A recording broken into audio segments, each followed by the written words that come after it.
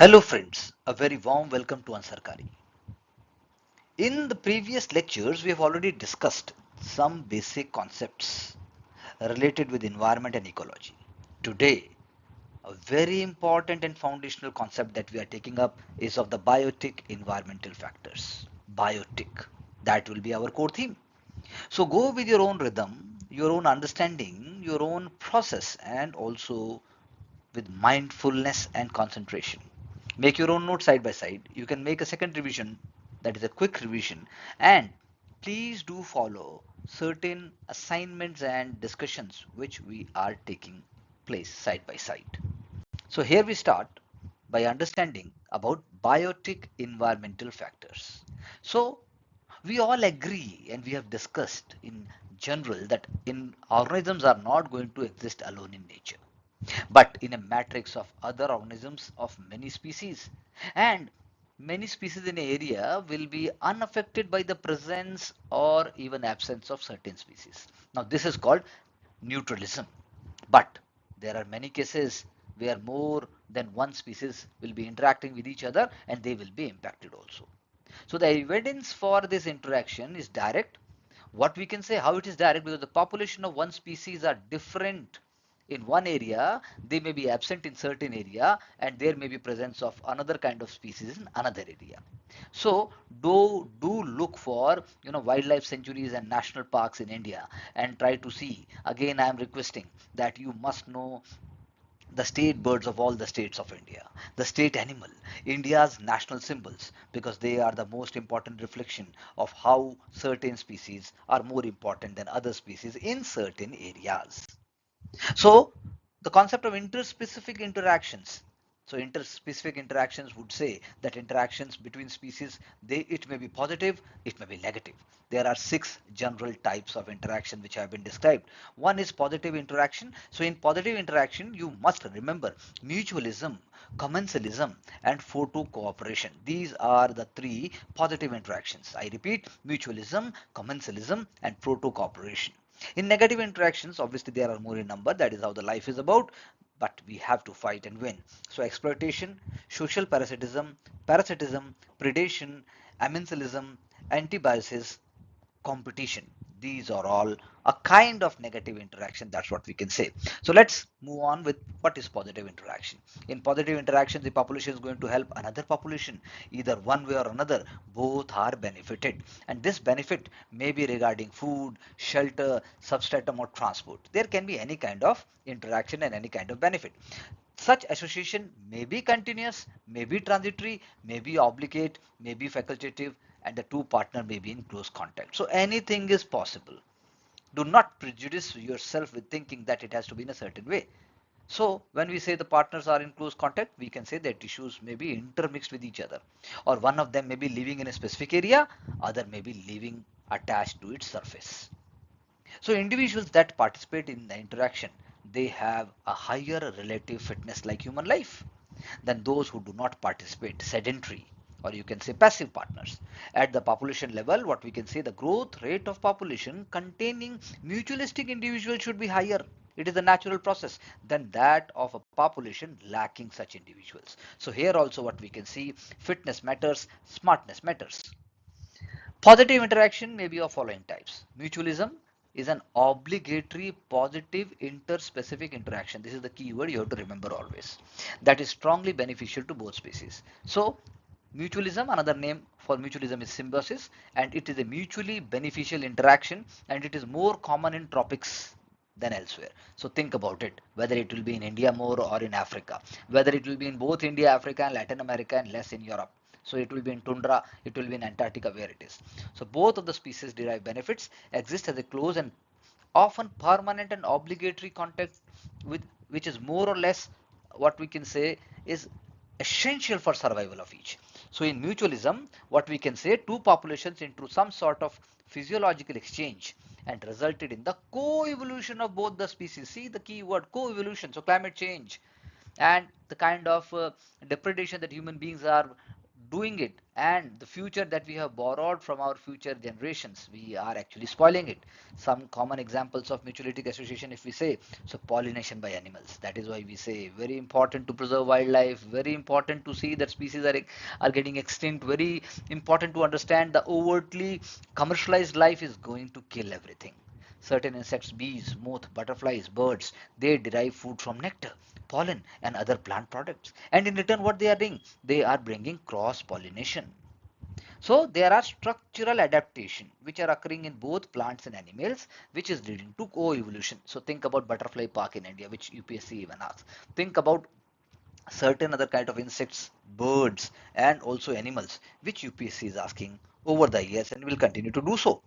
Dispersal of fruits and seeds is a very, very important agent because it is leading to plant distribution, seeds and fruits. Even entire plants become attached to feathers or even fur, or even ingested seeds are eaten and eliminated unharmed with the ficus. So see the nature's beauty.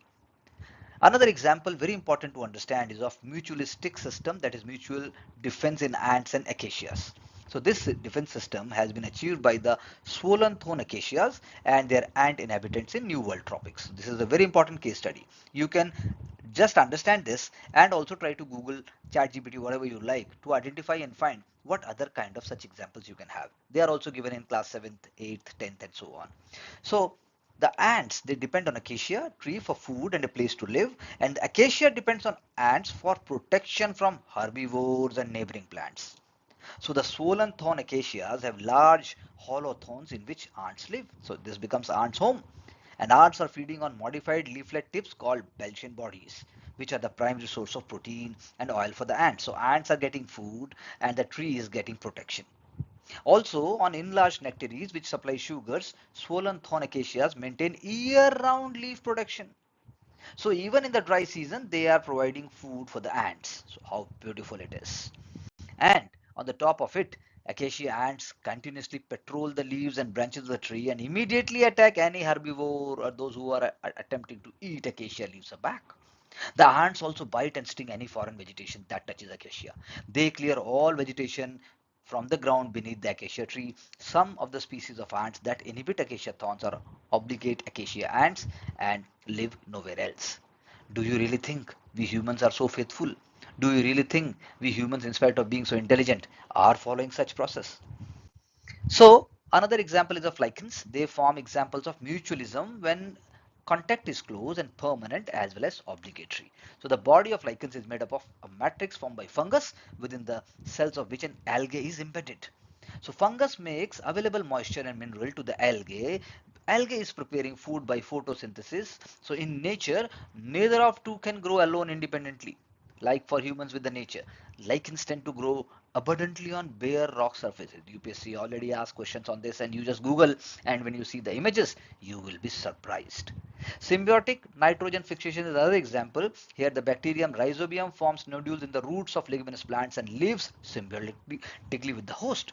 Bacteria gets protective space to live in and derive prepared food from the roots of higher plants. And in return, what it is doing? In return, it is fixing gaseous nitrogen. We must remember certain plants which are having this, ability. So you look here and just try to understand that how nitrogen from the air, and there are nitrogen compounds, and then through the photosynthesis process, there is a nodulating bacteria which is playing an important role.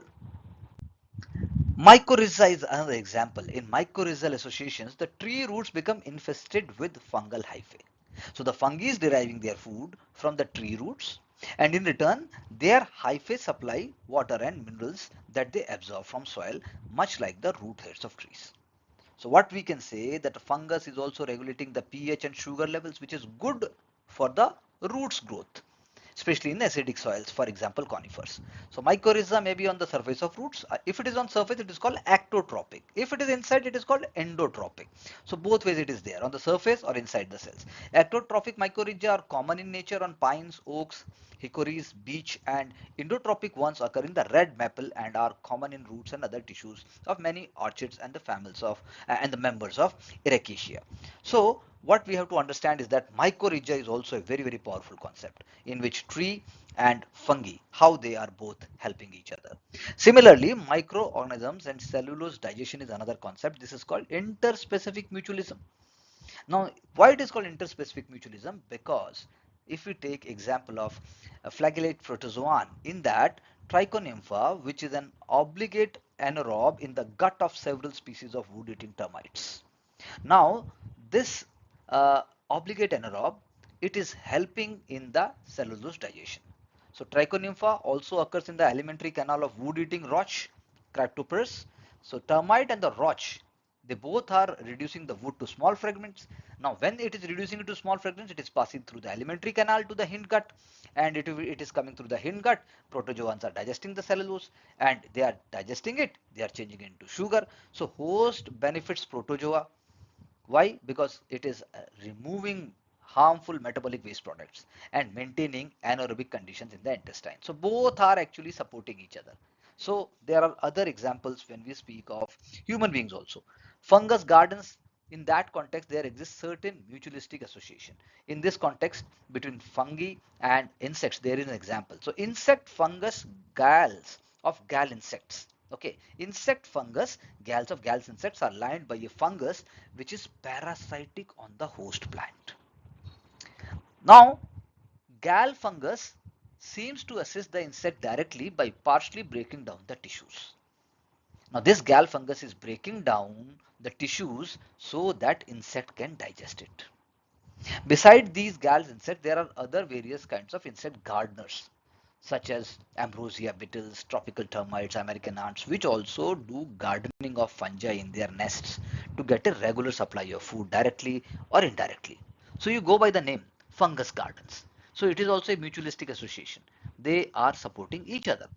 So mutualism, as I just said, in humans, gut bacteria, bees and flowers, clownfish and anemone, woolly bat and pitcher plant, lichen, fungi and algae, ants and aphids. Please do Google once more.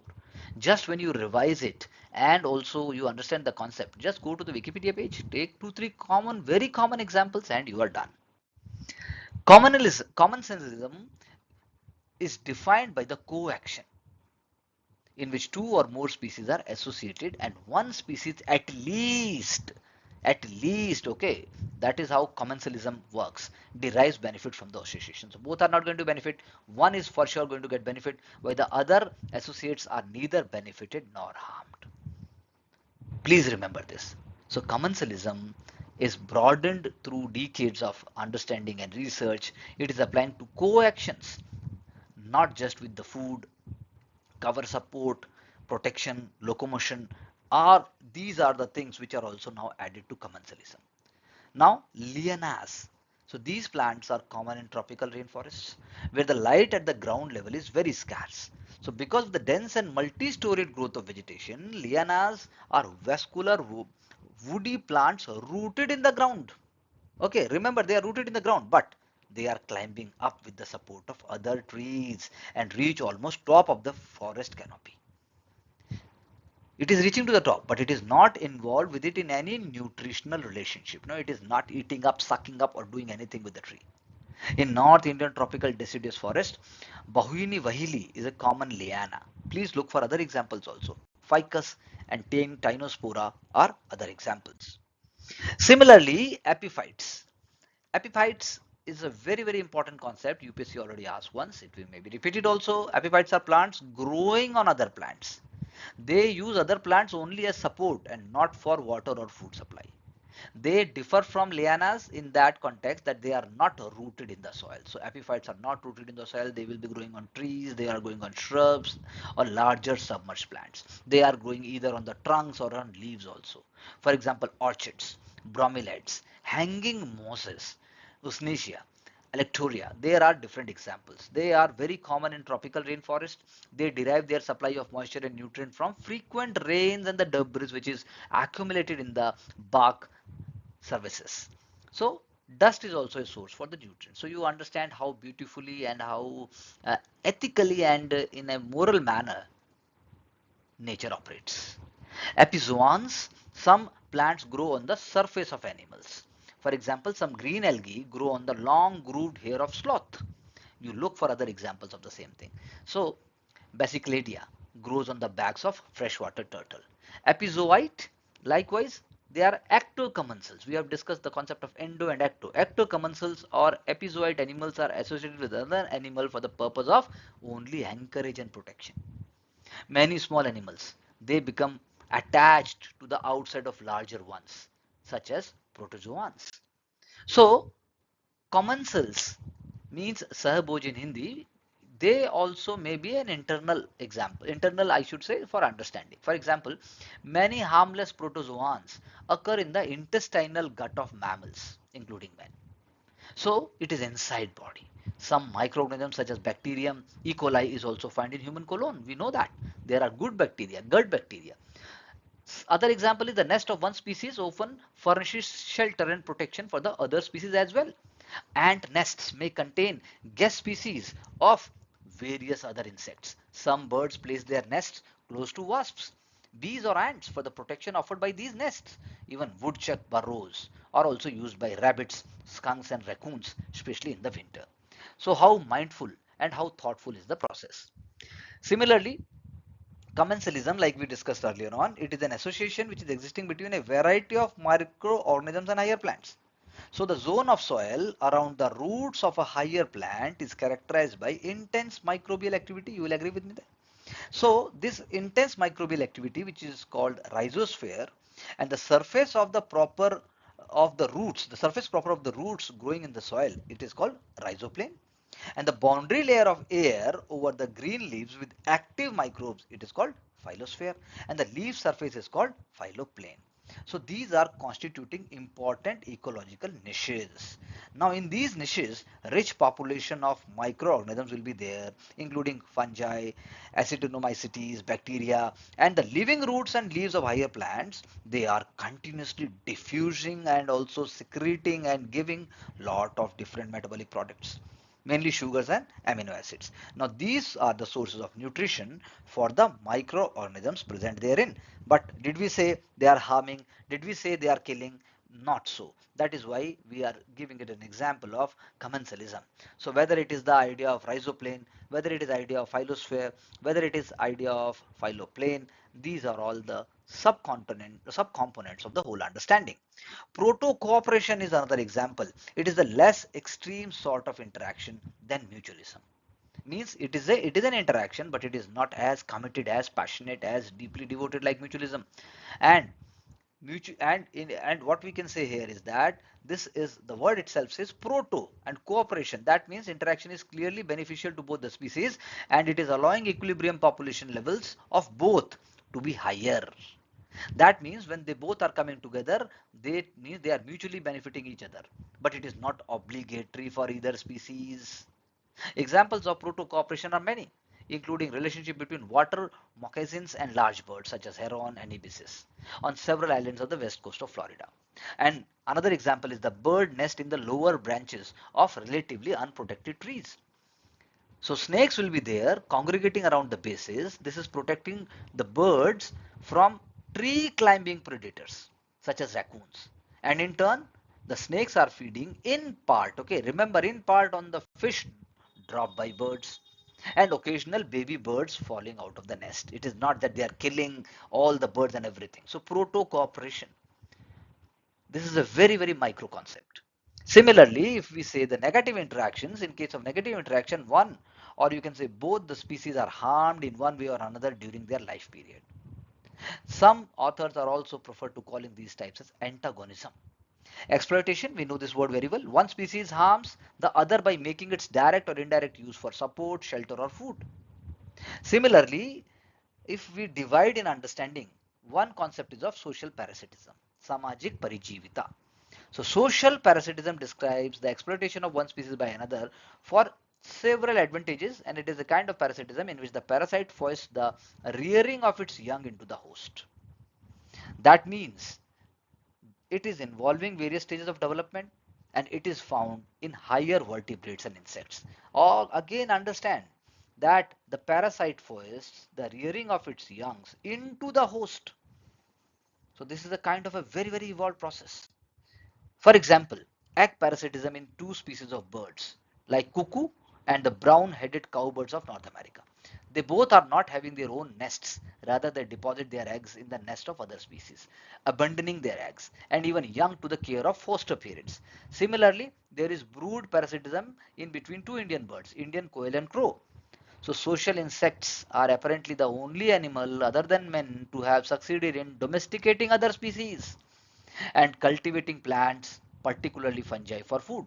Think about surrogacy and other kind of related concepts, and they are there in nature also. Parasitism is a kind of harmful coaction, disoperation I should say, between the two species. It is a relation between two individuals wherein one individual called parasite receives benefit at the expense of other individual called host. So parasitism is mainly food coaction, but parasite derives shelter, protection from the host as well. A parasite usually parasitize a host which is a larger in body and size than itself. So what will happen? Parasite does not ordinarily kill its host, at least not until the parasite has completed its reproductive cycle. But host may die due to secondary infections, stunted growth, emaciation or even sterility, because its power, its energy, its everything is going away. The balance between parasite and host is upset if the host produces antibodies and other substances which are hamper to normal development of the parasite. So parasite in general is deriving benefit from the relation while the host is suffering, but this does not mean that all parasites are harmful, because the former category constitutes pathogenic parasites. So please understand that it is very, very scientific and clear in nature. When we go for classification of parasites, so parasites exhibit tremendous diversity in ways and adaptation to exploit their hosts. Parasites may be viral parasites like bacteria, plants and animal viruses, microbial parasites like bacteria, protozoa, fungi, phytoparasites like plant parasites, zooparasites, animal parasites such as platyhelminthes, nematodes and arthropods. They may be parasitize microorganisms, plant and animals.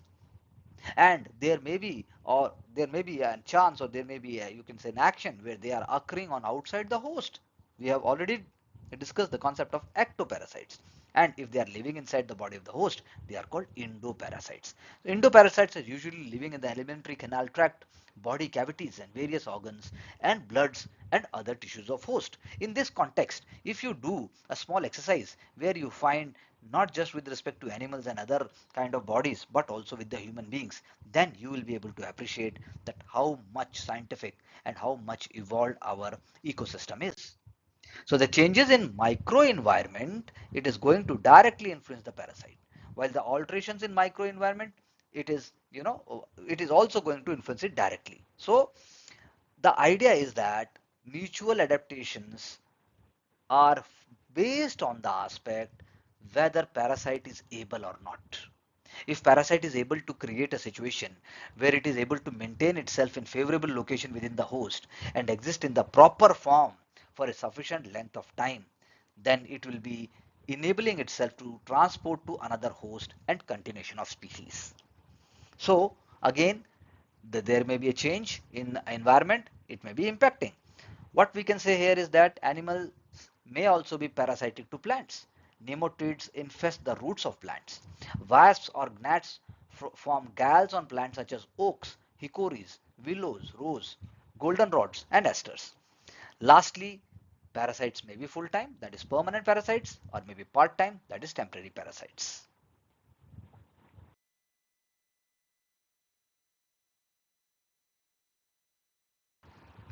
So the fact is that in the prelims examination, we have to understand the question's behavior, which can be only possible when you go through understanding all these concepts in a very, very diligent manner. Mosquitoes and bugs, who have not heard about them, especially in India, they are sucking the bloods of their hosts, but they are not permanent parasites. They are temporary parasites, and some temporary parasites spend only part of their life cycle as parasites. Now, can you recall something which all we have suffered in human body also? But I am not giving that example. Think on your own and can discuss later. So here is an example of a glochidium larva of Anodonta. This is a freshwater mussel. It is attaching itself to the body of the fish, by means of its hooks and penetrates inside the fish integument, and it remains buried there for several weeks and finally emerging out as a young mussel, and then it is living as an independent existence. Permanent parasites are going to spend their whole life cycle, I should say, completely in other organisms. Common examples of permanent parasites are Plasmodium vivax, Entamoeba histolytica, and other protozoan pathogens. Different platyhelminthes, nematodes, and arthropods are also examples. Just try to see each example separately with one example, and you will be able to correlate completely. Parasitic adaptations also includes manifold adaptations. They may be offensive, they may be defensive, and they are developed by host as well as by parasite. Endoparasite, that means entering a host, often meets with the antibodies and phagocytic cells produced by the host. Ectoparasites and endoparasites have following parasitic adaptations, which we can discuss in details. In this context, if you see clearly, you can read that in parasitic animals, a reduction of organs of special sense of nervous system and even locomotory organs may occur. Certain blood-sucking ecoparasites. Think about Indian villages, especially in mountains, especially in northeast, there are leeches, blood-sucking mosquitoes. And on the top of it, they are containing certain anticoagulant enzymes in their salivary secretions. If you do not put salt, if you are not putting some other thing, then the blood will not even stop coming out and even leech will not be going to leave you. So many examples of Indian malnutrition we reach every time about human development index, about global poverty and so forth. Tapeworm, it becomes so adapted to the host that they no longer require digestive system. They simply absorb their food directly through their body wall. And we say, बच्चा बढ़ नहीं रहा है. Parasites that live in the bodies of plants and animals, they possess cuticles or develop cyst resistant to the digestive enzymatic action of the host. कुछ भी कर लीजिए, parasite is going to survive. When all these things happen, then definitely we have to see what solutions can be there. But see one example. The bacteria that causes tularemia in men are carried from rabbit to another rabbit by ticks, and when the man contact the man when the man is touching, handling infected rabbits, it is contacting that disease. And this incidence of infection is greatly reduced in the autumn when the cold weather is forcing ticks to leave rabbits and they are going to hibernation. So many examples are there around in our common life. UPSC is also asking you, because agriculture survives around goat, sheep, cow, horses. We must know all these things which are part of everyday life. Just because we are not there in the center of villages and also the mainstream life doesn't mean that we must not be aware of it. So make a list of it. Effect of parasites on the host, when we say, then disease comes into picture. They may not cause immediate mortality, but they cause body structure damage. They become excessively dominating, then it may be causing death also of the host, because they may damage anatomy also, bringing anatomical changes. And finally, adjusted balance of different vital processes of the host becomes so disturbed that host is said to be deceased. There may be number of causes. Parasites are one. Physiological stress, मैं बीमार हूं, समझ नहीं आ रहा, थका थका रहता हूं, रिवाइटल खाइए हम कह देते हैं. और भी कारण हो सकते हैं. Nutritional deficiency, poisonings, there may be others. So some of the common parasitic agents of disease and consequent mortality of animals, if we say, then we will bring here viruses. Who is not aware of coronavirus? Potent agents of several disastrous diseases in plants and animals. Make a list of last 2-3 years where we find that how viruses have infected birds, they have infected hens, chicken, they have infected certain domestic animals. It will be coming in the prelims. Bacteria may produce localized inflammatory changes in the tissue entering the bloodstream and produce powerful poisons known as toxins. UPSC has also asked questions on aflatoxins and so on. Fungus spore of Aspergillus may be drawn into the lungs of the ground feeding birds, where they germinate and grow, causing aspergillosis disease. Fungus may also develop on the external surface of animals. Please make a list and look for examples. Similarly, protozoan parasites, they are equally important in the alimentary canal and in the blood. Worm parasites, the tapeworm, nematodes, and acanthophallans are also very important because they may wander through the host body during mechanical injury and they may be destroying and consuming the tissues also. The host may respond by forming a fibrous capsule or cyst around the embedded parasite. What else? It is so difficult to survive. External parasites such as ticks, flea, lice, mites, and flies do not commonly produce serious mortality by themselves, but they are vectors because they are transmitting protozoa, bacteria, and viruses from one animal to another. Let's see another concept of parasitism. So, parasitism is linked with examples of Diptera and Hymenoptera, where they are depositing their eggs in the immature stages of other insects. Please understand, they are depositing their eggs in the immature stages of other insects. So the larva on hatching feed on the host. Okay, larva is going to feed on the host until they are fully grown. So in such type of parasitism, host will be dying of the larval destruction before the larval emerges, and the parasitoid larva generally lives in spite of host death. It is called parasitism. So very dangerous, where you are completely taking over other animal, or you can say other insect. Predation occurs when the members of one species eat those of another species. But not always, you can say this also involves killing of the prey. Most of the predatory organisms are animals. We know. We speak about tigers, but there are some plants also, carnivorous plants. Four type of predation have been recognized. If we see herbivores, because the animals, herbivore animals, they are preying on green plants and on the seeds or fruits. Often plants are eaten and but not killed, but they may be damaged. Then typical predation occurs when carnivores prey on herbivores and other carnivores.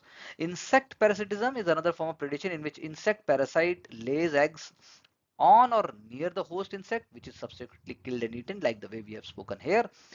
Finally, cannibalism, where it is a special form of predation in which a predator and prey are from the same species, which we speak about humans also. यहाँ पर निठारी हत्याकांड जो हुआ था, that is also linked with the idea of cannibalism. Predation is an important ecological process. What are the three viewpoints? One, effect of predation on a population may be to restrict distribution or to reduce abundance. Secondly, along with competition, predation is the second major process which affects community structure. And third, predation is a major selective force, and many adaptations we see in organisms such as warning correlations and other kind of changes and explanations are there in the predator prey co-evolution.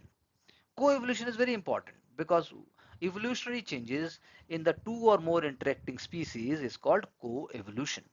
So predation in plants, for example, plants are providing different kind of examples and which are linked with predation. Carnivorous fungi is one. Number of fungi such as species like Dactylella, Dactylaria, Arthropoteris, Zoophagous. Do not remember all the names. Just you have to understand and go for certain one name or one very common example. They are capturing insects and nematodes and other worm-like animals. Such fungi is using specialized structures such as traps or snares, which are formed on their mycelia to capture nematodes. Carnivorous plants we have seen in the textbooks also. Please do Google and see their shapes. It is very important. Highly specialized plants like Nepenthes, Utricularia, Drosera, Dionia, Darlingtonia, and Sarracenia. They are such examples where we see they are dependent for part of their nitrogen requirements upon small animals such as insects. Then plants as prey of animals, any plants as food of animals. So browsing, grazing, and scrapping. So herbivores such as cattle, wild herbivores kill plants and use unharvested herbs, shrubs, or even trees as their food, and sometimes pose great problem to the management of natural and artificial vegetation. We know that. We have so many examples in context of India. Amensalism is a comprehensive term in biotic interactions to denote the adverse or depressing effect of one of the competing population or species, while the others remain stable. So one is getting impacted, other is remaining stable. Amensalism is a situation in which one population definitely inhibits the other while remaining unaffected self. So it is modifying the environment that we all agree. The organism is improving its own chances of survival at the cost of other. For example, the antibiotic, a very potent antimicrobial agent. So what is antibiotic? It is a substance produced by an organism which in low concentration, okay, think about polio vaccine. There are other examples, and I'm just giving a generic example. So many examples are there. In low concentration, they can inhibit or kill the growth of another organism. These substances and conditions are harmful, that is antagonistic to other organisms. For example, antibiotics. So antibiotics are produced by bacteria, fungi, acetinomycetes, and lichens, and they are widespread in nature. And this is why we say the bacteria which are pathogenic to men cannot multiply well in soils. We are getting we are getting antibiotic resistance only because of our foolishness. Otherwise, nature has given us enough immunity. Penicillium, a fungus found in soil, it is producing antibiotic substances that check the growth of a large variety of bacteria. So a large number of antibiotics such as penicillin, they have been extensively used in human medicine. We know it very well. Similarly, competition, the presence of other organisms may be limiting, okay, remember, may be limiting the distribution of some species. Limiting, okay, that is competition. It can occur between any two species that use the same sort of ecosystem, space or sphere. So the two species that are competing with each other, they may not be closely related with each other. For example, birds, rodents, ants, they may compete for seeds in desert environment. The competition may be over food, water, and mates. Animal also compete for space, nesting sites, wintering sites, safer sites from predators. Plant also compete for water, nutrition, sunlight, even for pollinators and attachment sites. So competition is very important process. It is affecting the distribution and abundance of plants and animals. There are two different kinds of competition as discussed by Bush in 1957. Resource competition, which is also called scramble competition. It is occurring when number of organisms, maybe from the same or different species, they utilize common resources and resources are in short supply. Similarly, interference competition, because you are interfering, there is a contest competition. Organisms seeking resource harm, they are seeking resource and they harm each other, and in the process, even if resource is not in short supply, then also they are harming. So this competition may be interspecific, that means between two or more different kind of species, or intraspecific, that means member of the same kind of species. Please do look for examples. I am making your concept clear so that you understand the concept clearly, and when you remember the example, then the concept will be already embedded in your mind. Intraspecific competition, it is an important density dependent factor for regulating populations.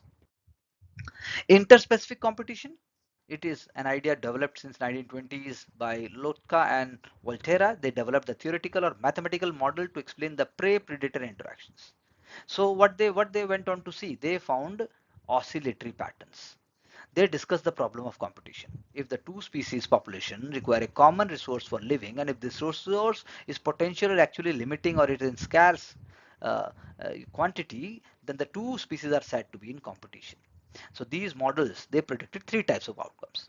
What will happen if there is a competition? One species will only survive, and the other one will be having a negative effect on it, and it will not be able to survive. Both the species will be coexisting indefinitely. Why and how this will happen? When interspecific competition is less intense than the intraspecific one in the both the species. That means they both are belonging to different species, but they are not having competition so intense because neither population is reaching their peak, reaching their carrying capacity, and they both are continuing indefinitely.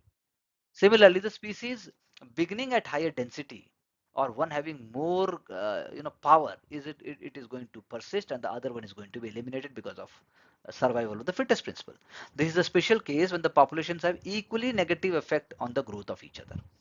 But interspecific competition is stronger than the intraspecific competition. So you can say there are different conditions, there are different situations, there are different algorithms by which one can understand what is happening. We just have to have certain examples with that.